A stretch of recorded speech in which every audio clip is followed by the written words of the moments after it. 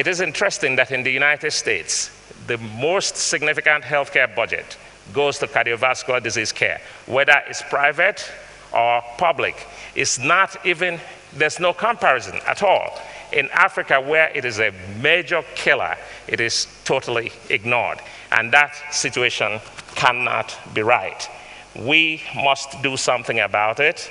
Health status of a nation parallels development of that nation. 17 million people die every year from heart disease. 32 million heart attacks and strokes occur. Most of this is in developing countries, and the majority is in Africa. 85% of global disease burden for cardiovascular disease is in developing countries, not in the West. And yet, 90% of the resources are in the West. Who is at risk? People like you. It's not just the Africans that should be concerned about that. All friends of Africa that will have reason to be in Africa at some point in time should be very concerned about this deplorable situation. Has anyone here wondered what will happen if you go back to your room at night and you start getting chest pain, shortness of breath, sweating, you're having a heart attack? What are you going to do? Will you fly back to the US, Germany, Europe? No, you will die. 50% will die within 24 hours if not treated. This is what's going on. Look at the map of the US, the graph here. 10 million people here, 10 million people here. By the time you get to 50, it's almost no one left in Nigeria. Life expectancy is 47. It's not because some people don't survive childhood illnesses. They do, but they do not survive after the time that they reach about 45 years old and 50 years old. And those are the times they're most productive. Those are the times that they should be contributing to Africa's development, but they're not there. The best way to spiral into a cycle of poverty is to kill the parents. If you cannot secure the parents, you cannot guarantee the security of the African child. What are the risk factors? It's very well known. I'm not going to spend a lot of time on those. These are just for information. Hypertension, diabetes, obesity, lack of exercise, the usual suspects. Right here in Tanzania, 30% of individuals have hypertension. 20% are getting treated. Only less than 1% are adequately treated. If we can treat hypertension alone in Africa, we'll save 250,000 lives a year. That's quite significant, easy to treat. Look at the situation in Mauritius. In 8 short years, we're here talking about HIV, malaria, which is all good. We cannot make the mistakes we've made with malaria and HIV. In 8 short years, non-communicable diseases will become the leading causes of death in Africa. That is something to keep in mind. We can't deal with it with situations like this. This is a typical African hospital. We can't depend on the elites. They go to USA, Germany, UK for treatment. Unbelievable. You can't depend on foreign aid alone. Here is the situation. Countries are turning inwards. Post 9/11, the United States has had a lot of trouble to deal with their own internal issues.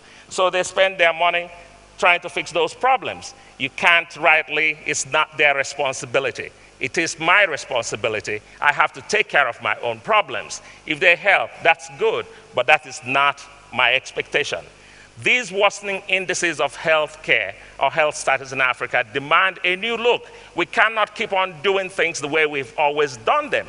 If they have not worked, we have to look for alternative solutions. I'm here to talk to you about solutions. This has been what has been of deep concern to some of us. Several years ago, we started thinking about it. Everyone knows the problem. No one knows what the solutions are. We decided that we need to put our money where our mouth is. Everyone is ready to throw in money in terms of free money aid to developing countries. Talk about sustainable investment. No one is interested. You can't raise money.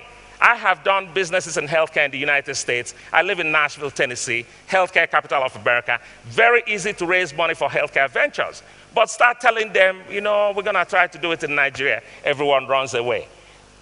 That is totally wrong. Those of you in the audience here, if you want to help Africa, invest money in sustainable development. Let me lead you through a day in the life of the Heart Institute so you get a glimpse of what we do, and I'll talk a little bit more about it.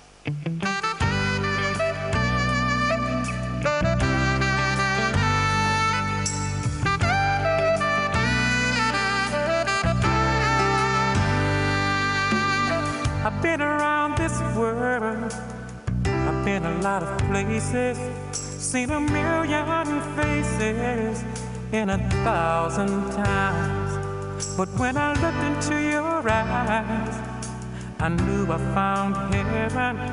And I've been wanting to tell you, I'm never gonna let you go.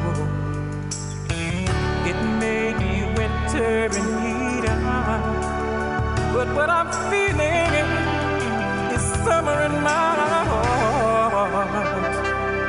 Is it too familiar to say I love you? Would you be suspicious if I asked your name? What we have done is to show that high quality healthcare comparable to the best anywhere in the world can be done in a developing country environment. We have 25 physicians right now, all of them trained, board certified in the USA, Canada, or Britain. We have every modality that can be done in Vanderbilt, Cleveland Clinic, everywhere in the US. And we do it for about 10% of the cost that you will need to do those things in the United States.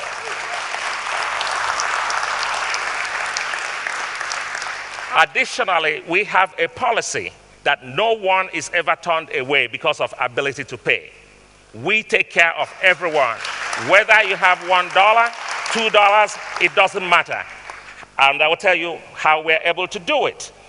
We make sure that we select our equipment properly. We go for modular units, units that are multi-modality functions, have modular components, easy to repair, and because of that, we do not take things that are not durable and cannot last. We emphasize training, and we make sure that this process is regenerative. Very soon, we will all be dead and gone, but the problems will stay unless we have people taking over from where we stopped. We made sure that we produce some things ourselves. We do not buy unit doses of radiopharmaceuticals. We get the generators from the companies. We manufacture them in-house ourselves. That keeps the costs down. So for a radiopharmaceutical in the US, that you will get a unit dose for $250. When we finish manufacturing it in-house, we come at a price of about $2. We recognize that the only way to bridge the gap between the rich and poor countries is through education and technology. All these problems we're talking about, if we bring development, they will all disappear. Technology is a great equalizer. How do we make it work? It improves healthcare, it's cost effective, it extends opportunity to the rural centers, and we can use expertise in a very smart way. This is the way our centers are set up. We currently have 3 locations in the Caribbean, and we're planning a 4th one. And we have now decided to go into Africa.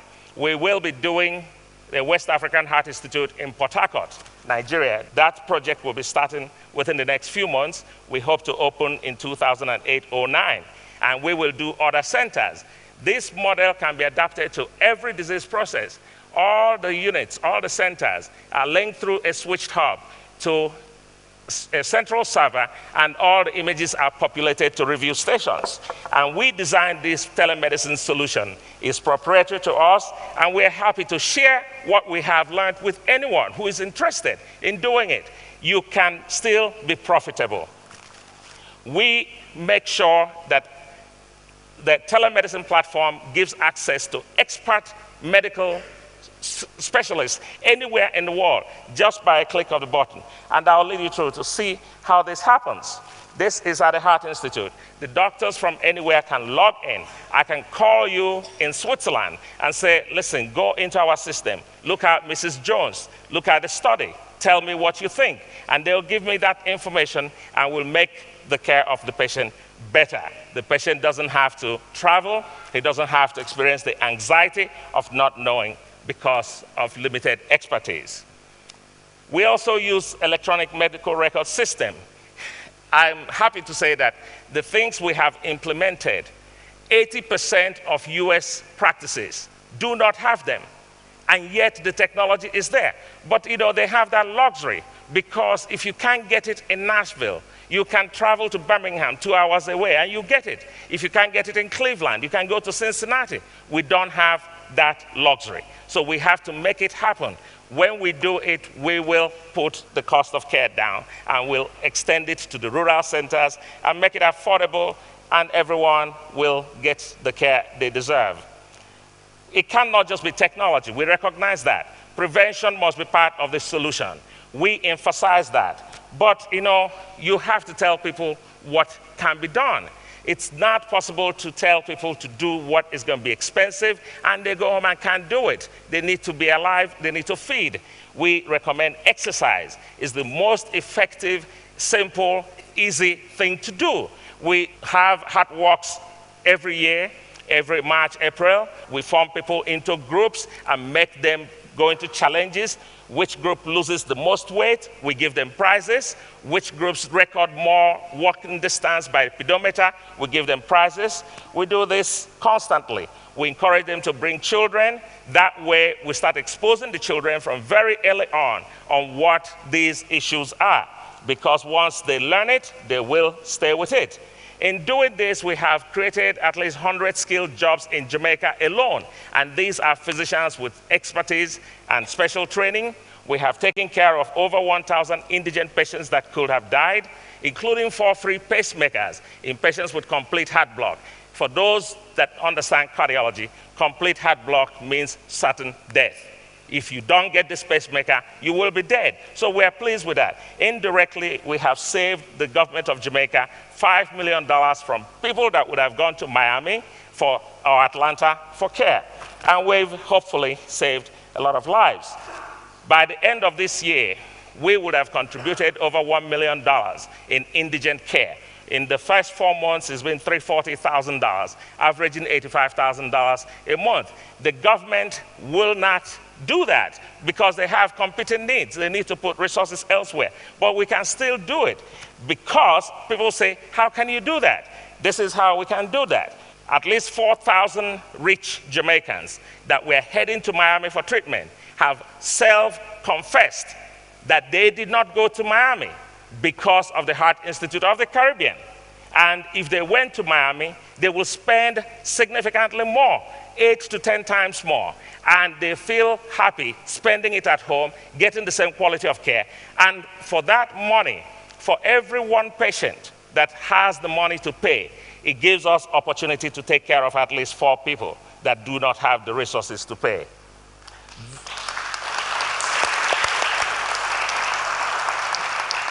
For this to work, this progress must be sustainable. So we emphasize training. Training is critical.